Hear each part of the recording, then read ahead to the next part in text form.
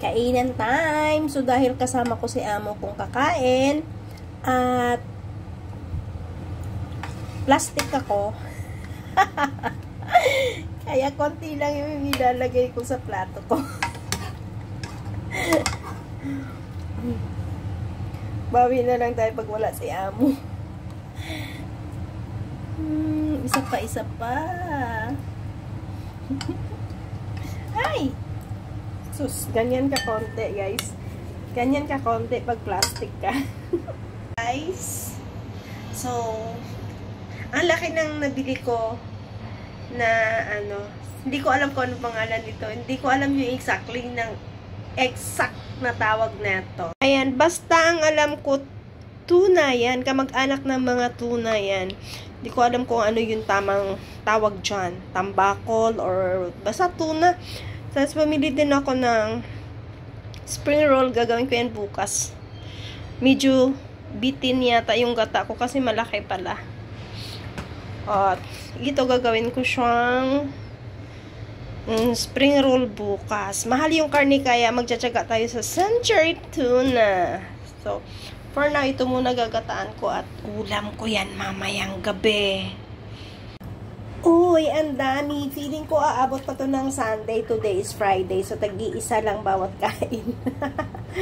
Ako talaga yung naghiwa. Kasi kung ipapahiwa ko dun sa kanila, malamang yung isang hiwa nila is 3. Ganyan. Yung isang hiwa nila ganyan. So, ako yung humiwa. Siyempre, sakto lang na kakainin ko ba. So, titipirin ko nga. Tingnan ko ha.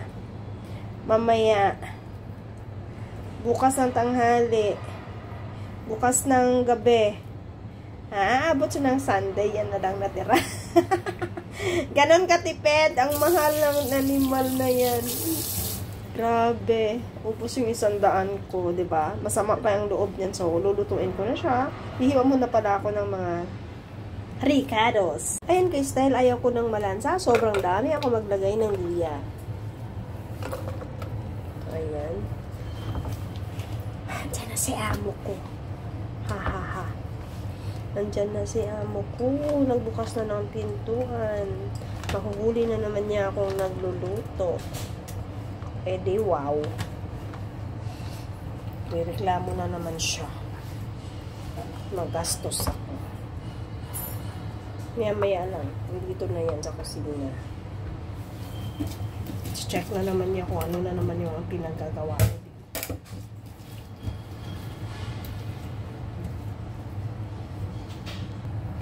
So ayun guys, lagyan ko na siya ng madaming asin at durog na paminta. Tapos, syempre, dato puti. Oh, diba? Yummy. Siyempre, ipapaksiw ko muna yan bago gagataan para hindi siya malansa. Lagyan ko lang siya ng konting tubig para mamaya after kumulo yung yung suka, lagyan ko ng konting tubig. I think kumulo na siya kasi nangasim na yung buong bahay. Kulong-kulo na nga. Lalagyan ko naman siya ng tubig. Tapos, lutuin ko muna.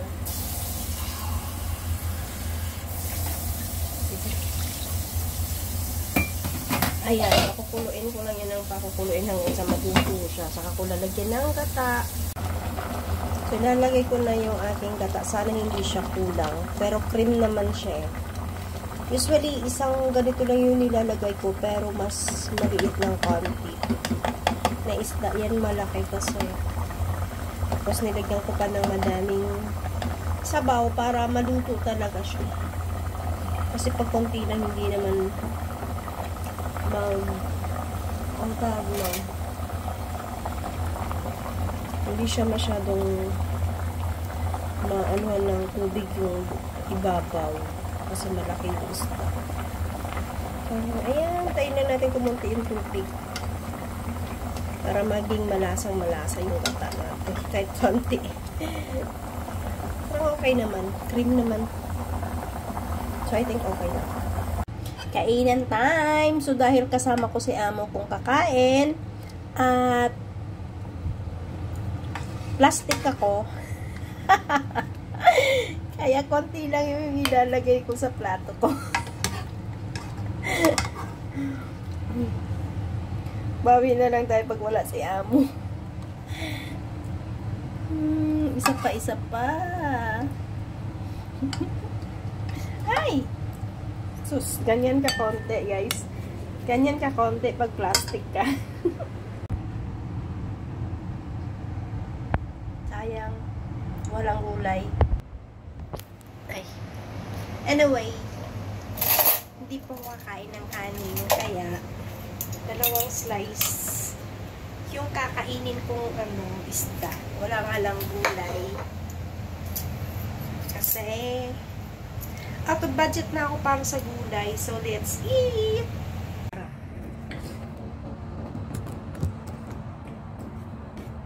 Masarap.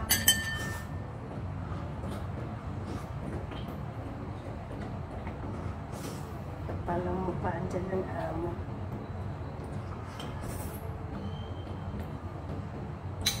Pag andyan si amo, plastic pin ako. Nakakutsara tinito ako.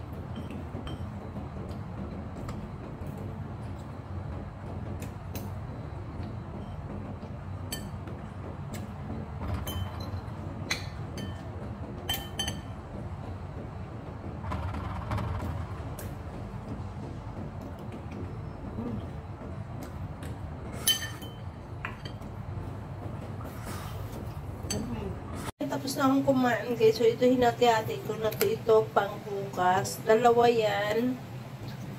Pang tanghali. Dalawa dito pang gabi. So, ito baka sa Monday ko na yan kainin. So, kailangan natin magtipid.